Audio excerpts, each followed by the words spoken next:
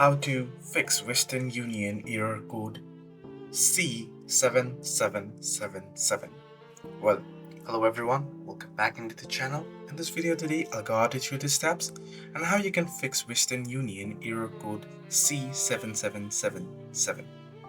Now, to address Western Union error code C7777, which often indicates a technical issue or failure during the transaction, you can try contacting Western Union customer support directly or check for any known issues on the website or the app.